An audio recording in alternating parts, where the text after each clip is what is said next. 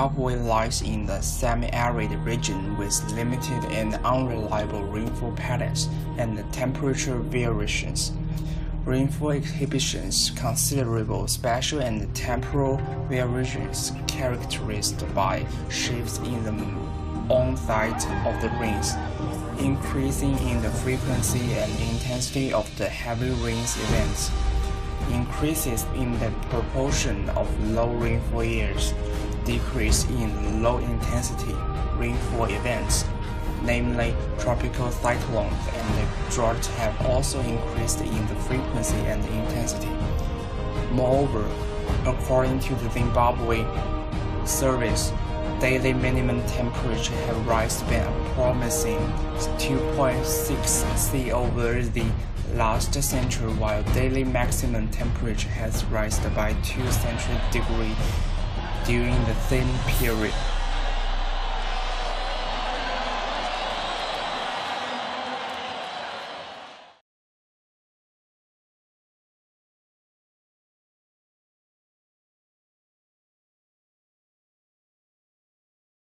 There are a lot of drawbacks of the Zimbabwe.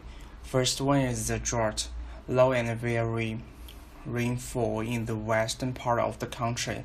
Between July of the 1970s and May of the 2005, there have been 3 summer rainfall seasons, where rainfall from the entire summer rainfall has been less than 18% of the normal. At the most of the surface water resources are already utilized to their full potential. Access to safe drinking water becomes a problem. The second one is the employment. Zimbabwe has a crop yields decline with the changing temperature and the rainfall. Pressure of the cultivate unsuitable manner will rise. Loss of the crop and adequate resources. Farmers and fishers are losing their jobs. The third one is the deforestation. Forests require a large demand on the water resources, and the water is insufficient of the rainfall. The frequency and intensity of the wildfires are threats the vegetation type from the forest fires. The water areas where commercial forest factories was traditionally undertake many sufficient water resources available to the allocated to their sectors. The fourth one is the disease. Disease is a serious part of the drawback of the Zimbabwe's. The elder and the people with bad medical condition, and those of the medical condition which affects the salt and the water balance at a great risk for heat-related illness. A lot of people exposure to high temperature can cause heat-related illness. More frequent and intense heat waves are associated with increased illness and death. Flood is a fifth serious problem are Zimbabwe facing. Heavy rains and flash floods have affected 1.7 million people across the continental.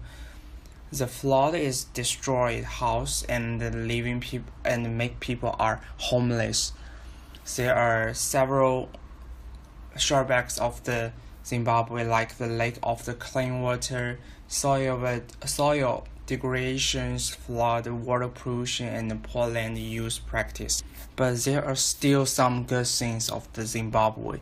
First one is tourism. Increasing amount of the warmer climate caused by the global climate change. Citizens of the Zimbabwe sells goods to the tourism and future improves the economy of the Zimbabwe. Tourism provides extreme wealth to merchants in Zimbabwe. Overall, increase the total income of the residents of the Zimbabwe. The second one is the growth of the tree. Higher carbon dioxide level in the atmosphere due to the global climate change. Trees are growing better in the somewhere of the Zimbabwe, which covers roughly 20% of the Zimbabwe since 1960s. Higher availability of the trees within Zimbabwe to produce finished goods. Zimbabwe are facing a lot of challenges of the climate change. A principal challenge facing adaptation projects in Zimbabwe is uncertainty associated with the climate variability. Most farms in dry land have been during multiple climate risks and have faced them with a diverse range of the coping mechanism. Rural community in the particle already possesses a good understanding of the local climate patterns, including annual rainfall variabilities, and are accused to coping with them. However, an important consequence of the climate change is the future climate is be less familiar, more uncertain, and possibly more extreme.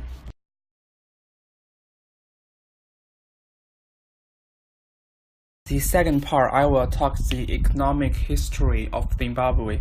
The economic history of Zimbabwe began with the transition to the majority rule in 1980, the British ceremonial granting of independence. The new government under Prime Minister Robert Mugabe promoted socialism, some of them relying on the international aid. The new region inherited one of the most structurally developed economics and effective state system in Africa. In 2000, the government imposed a land reform program to seize the white-owned farmers, which caused the economy to shrink along with the mismanagement, corruption, and the political instability. Before industrialization, 90% of people in Zimbabwe made a living off the land. Besides, the cottage industry took advantage of farmers' free time and used it to produce textiles and sell them at an affordable price. Make a living in Zimbabwe requires a lot of hours of training to gather resources, and the production requires a conservation process to produce the finished good, which will later then to sell at the market. The transition happens in the 1990s and the 1940s. The British colonized Zimbabwe and forced those miners to work for them instead of their previous employers.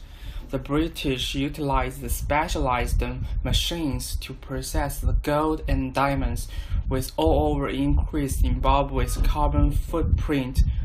The beginning of the Industrial Revolution was the first and the largest steps in contribution towards the climate change since the Anthropogenic period.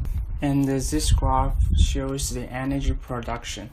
In Zimbabwe, most of the energy is formed by burning carbon-based fumes such as coal, petroleum products, and the wood. Wood fuel is the main energy source for over 90% of the rural production. The productive sector accounts for about 31% of energy use, the residential sector about 52%, and the transport sector about 11%. Using the energy will cause some emissions.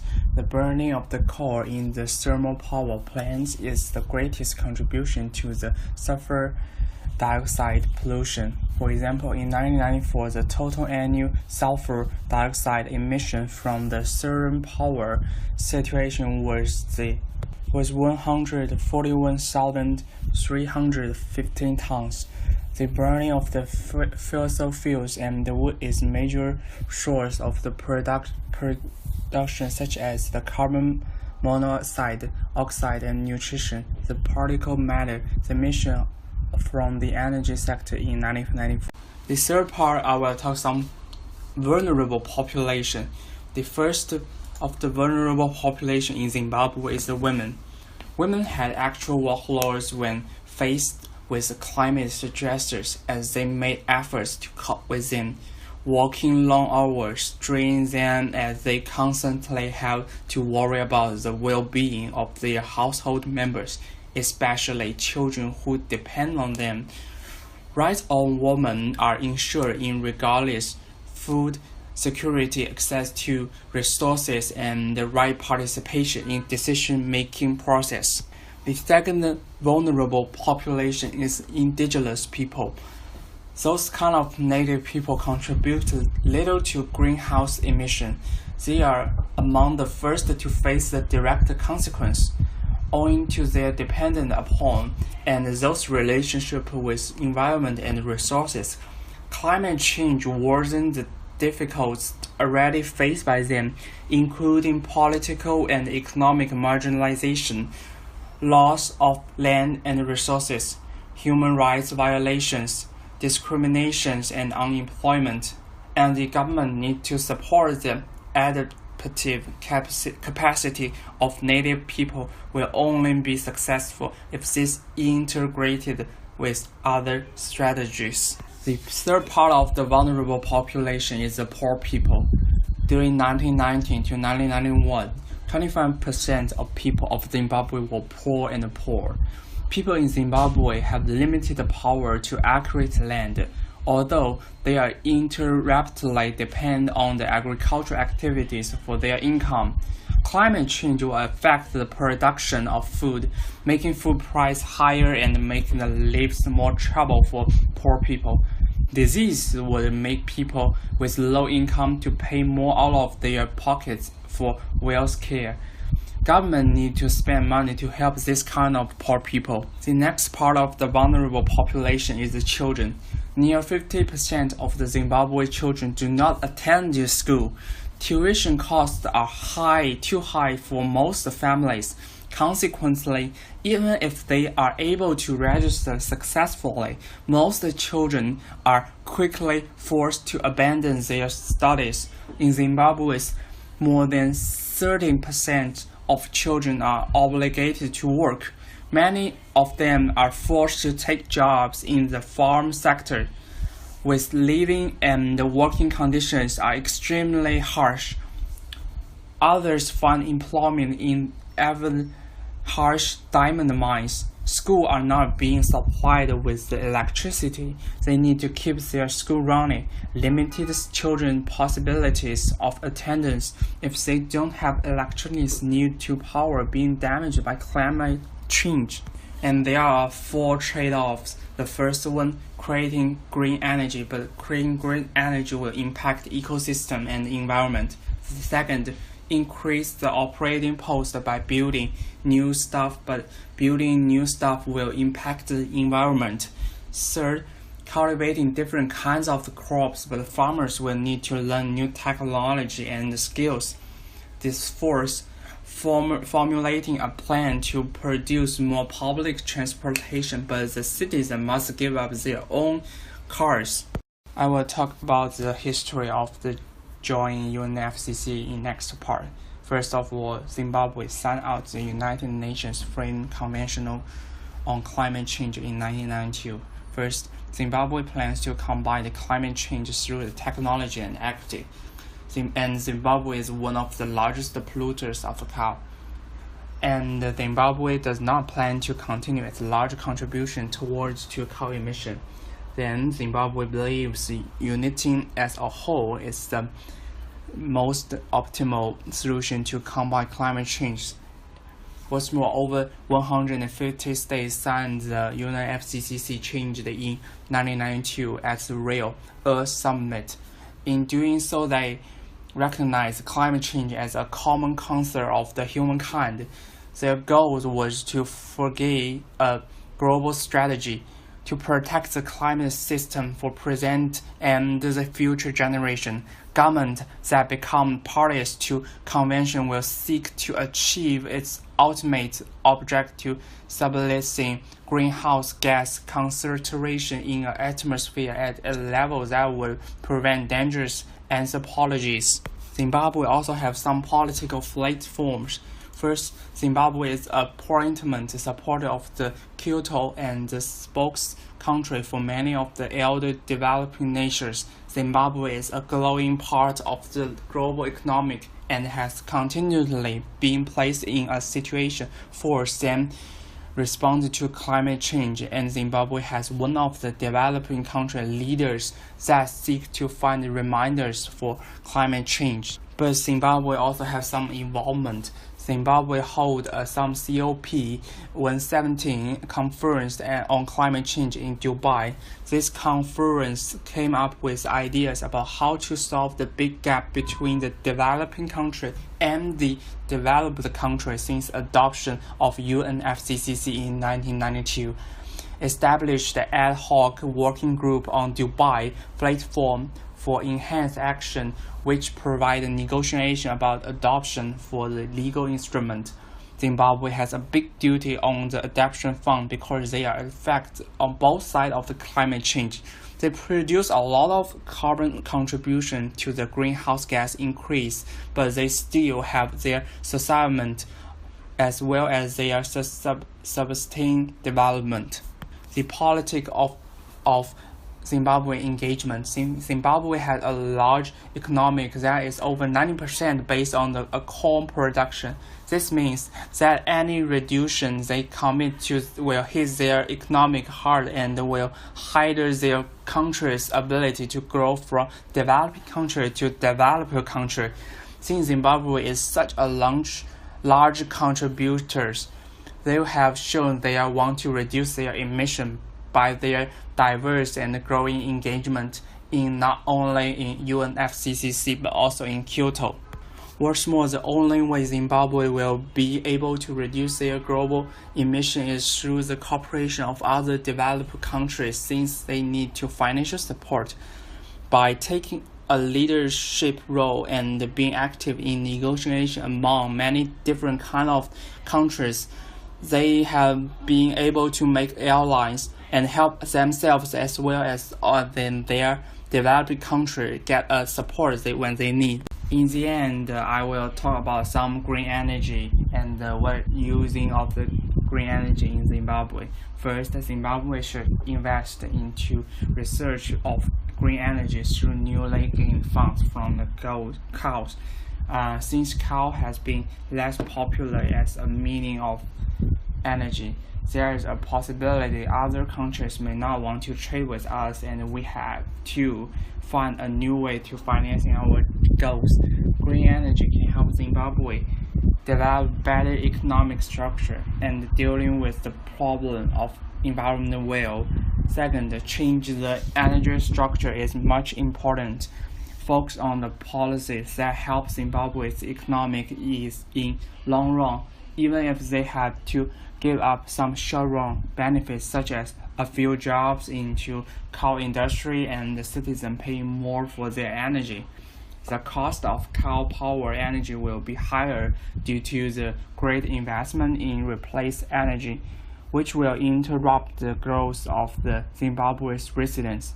What's more, the government should present wildlife and forest within the Zimbabwe, and the government should open to renewable resources and new ideas that they can reduce carbon emissions.